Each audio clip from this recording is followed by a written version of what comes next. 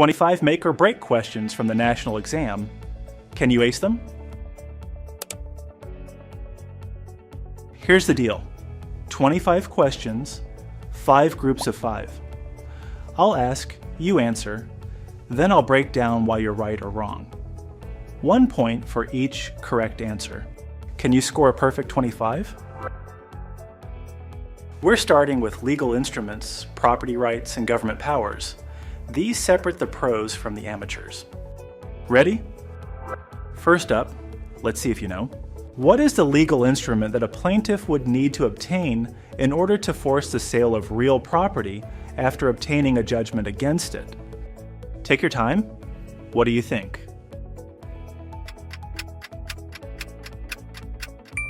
The correct answer is D. A writ of execution is a court order that directs law enforcement to seize and sell property to satisfy a debt judgment. A writ of attachment is issued before judgment. A lis pendens is a notice of pending litigation. Estoppel is a legal principle, not an instrument. Here's one about money, everyone's favorite topic. The part of a property's value that exceeds the owner's outstanding mortgage debt is called. The right answer is A. Equity is what the owner truly owns. It builds through paying down the mortgage, improvements, or appreciation. You can access it through refinancing or home equity loans. This scenario confuses people every time. The Jackson family has been running a local grocery store for the past 27 years. However, due to a recent zoning ordinance passed by the City Council, the sale of packaged food is now prohibited in the area where the Jackson store is located. As a result, the store can be classified as an example of AN. C is the right answer here. The store is a non-conforming use. It was legal when established, but doesn't comply with the new zoning. Grandfathering allows it to continue under current ownership. If they sell, the new owner must comply with updated regulations. Pay attention to the wording on this one.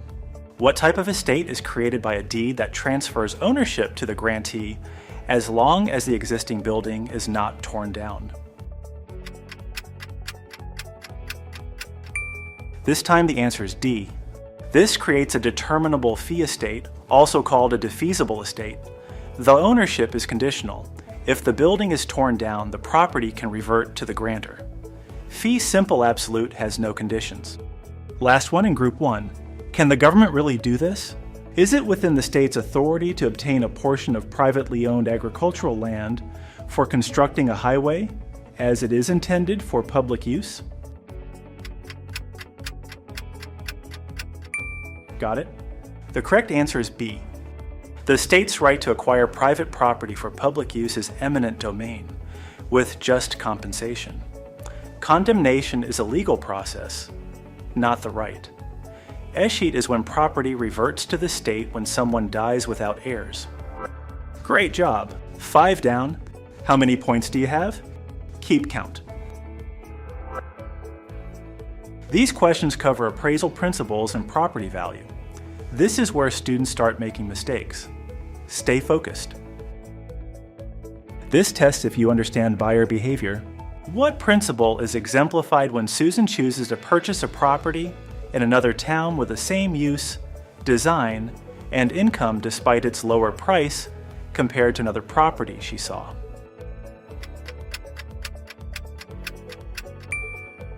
B is the right answer. This is the principle of substitution. A rational buyer won't pay more when they can get an equal substitute for less. Progression relates to lower value properties increasing near higher value ones. Here's where appraisal gets tricky. What is the typical nature of economic obsolescence in a property?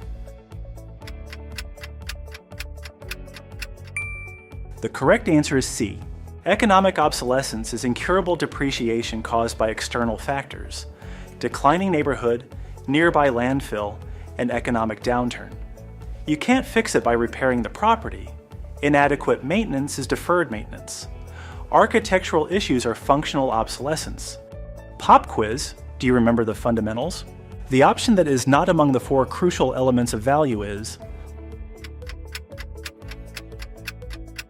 Remember STUD? C is the right one. The 4 elements of value are STUD: scarcity, transferability, utility, and demand. Appreciation is a change in value over time, not an element that creates value. Now think like an investor. Mary is contemplating whether to establish a hardware store or a post office. Given her disinclination towards properties with high capitalization rates, what would likely be her preference? B is the right one. Mary would prefer the post office because it has a lower cap rate, meaning lower risk. High cap rates mean higher risk. A post office is stable and low risk compared to a hardware store. Remember, cap rate equals net income divided by value. Final question of this group: which one of the following methods is not used to calculate depreciation? Did you choose C? Yes, that's the one. Obsolescence is a factor that causes depreciation, but it's not a calculation method. The others are all methods to calculate depreciation. Don't confuse causes with methods. 10 questions down! You're doing great. Quick check, what's your score so far? And hey, if you want to grab a 15% discount on all Lexawise plans, drop this emoji in the comments section. We're at the midpoint. These 5 cover contracts, mortgages, and disclosures. This is where it gets real. Let's keep that momentum. Let's talk about contracts. The clause, "In consideration of the execution of the foregoing, the undersigned broker agrees to use diligence in procuring a purchaser," was used by a broker in an exclusive listing contract. This clause. Yes, D is the correct answer. This clause creates a bilateral contract. Both parties have obligations. The broker agrees to use diligence, and the seller agrees to pay commission if successful. It doesn't give unlimited methods or guarantee payment without performance. This clause trips people up constantly. When acquiring the title to a property, if the deed contains the clause "subject to the existing loan," this indicates it's A for this one. Subject to means the buyer takes the property with the loan still in the seller's name. The buyer isn't personally liable, but if payments aren't made, the lender can foreclose and the buyer loses the property. Federal law time. Which of the following items must be included in the disclosure statement for a borrower applying for a 30-year loan as required by the Truth in Lending Act, Regulation Z? Did you say A? You're right. Under Regulation Z, disclosure must include APR, late payment charges if applicable, and the total of payments. That's all payments over the term, including principal, interest, and fees. Not just the loan amount, but what you'll actually pay over 30 years. Here's a financing term you need to know. If a mortgage is secured by several parcels of real property, it is typically known as C is the correct answer. A blanket mortgage covers multiple parcels, commonly used by developers who buy large tracts and subdivide them. A package mortgage includes personal property. Junior mortgage refers to lien priority. Last one before the home stretch. A finance fee charged by the lender to provide the loan is referred to as an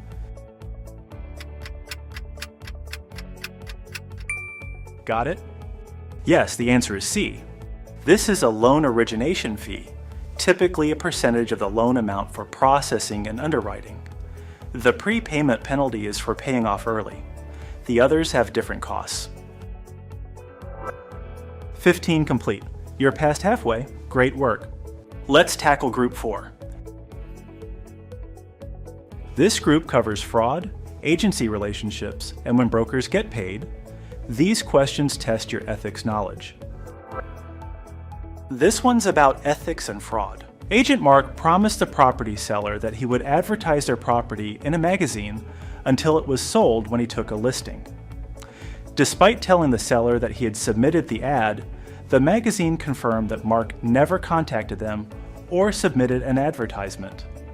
Which of the following would Mark be guilty of? B is the right one. Mark is guilty of actual fraud. He intentionally deceived the seller with a false promise. Constructive fraud involves negligence without intent. Comprehensive and objective fraud aren't real legal terms. Agency relationships get messy. Let's see if you can navigate this. Jessie engaged the services of Agent Brock to find a buyer for her house. After comprehending the consequences and effects of the agreement, both parties signed an exclusive agency listing contract. However, Jessie had been discussing the possibility of selling her house to her sister before engaging Brock's services, and her sister purchased the house after Jessie had signed the listing agreement. In this scenario, Brock is entitled to... Was A your answer? You're right. In exclusive agency, the seller only pays if the property sells through the agent. If the owner sells it themselves, even to family, the agent gets nothing. This differs from exclusive right to sell. An important one about duties. At what point does the fiduciary duty to safeguard a client's confidential information persist? A is the right answer. The duty to protect confidential information continues forever, even after the listing expires. Like doctors or attorneys, real estate pros must keep client info private indefinitely. This protects clients and builds trust. Here's a commission dispute. Dan is a licensed broker, and Lark is a client who's selling his home. Dan finds a ready, willing, and able buyer who makes an offer that Lark accepts in writing. However, Lark later has a change of heart, decides to withdraw his home from the market, and cancels the sale. Which of the following statements is true regarding Lark's action? Take your time. A is correct. Dan earned full commission when he found a qualified buyer whose offer was accepted. The broker's job is to produce a buyer, not guarantee closing. Since Lark accepted, Dan fulfilled his obligation. Last one in this group. What's the broker doing here? The purchase contract between a buyer and seller resulted in a disagreement between them about the refund of the deposit, which the broker had placed into his trust account.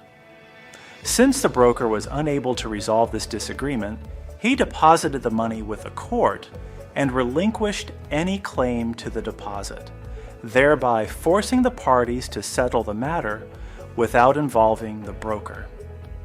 This act is called... Correct answer, B. This is interpleading. When a broker deposits disputed funds with the court to avoid taking sides, they're using an interpleader action. Escrowing is just holding funds. Arbitration is a dispute resolution. Litigation is a lawsuit. 20 down, just 5 more. You're in the home stretch. What's your score now? Let's finish strong. These last 5 cover loan ratios, advertising rules, and professional standards. Don't lose focus now. And remember, if you haven't dropped the emoji in the comments section, you still have time to do it. Let's start with lending ratios. The maximum permissible loan-to-value ratios are... Yes, D is the right answer. LTV ratios use the lower of the sale price or the appraised value. Lenders use the lower number to ensure the loan doesn't exceed the actual property's worth. This protects them if they need to sell in foreclosure. Is this legal or is it crossing the line? Which of the following options is the most appropriate example of the marketing technique commonly referred to as puffing? The correct answer is D. Puffing is exaggerating property features beyond the objective truth, like best view in the city. It's recognized as opinion, not fact. Misrepresenting material facts is fraud. Almost there. What makes a listing valid? For an exclusive listing to be considered valid, it must include... D is the right answer again. Listing agreements must have a definite expiration date and cannot auto-renew. They must be renegotiated when they expire. Dragnet clauses and automatic renewals aren't required. Auto-renewals are often prohibited. Second to last. Can this broker say this? Broker Peter, who does not belong to any trade organization, has adopted a new advertising slogan, a fresh type of realtor. Regarding this practice, yes, D is correct. Using realtor without being a NAR member can result in license revocation or suspension. It's a registered trademark. Only NAR members can use it, regardless of capitalization. Final question, your last point is at stake.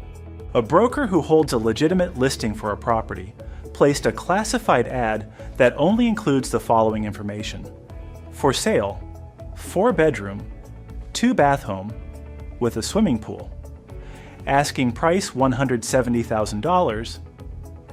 Telephone 5559167. This type of advertisement would be considered an example of B is the correct one. This is a blind ad because it doesn't identify the broker.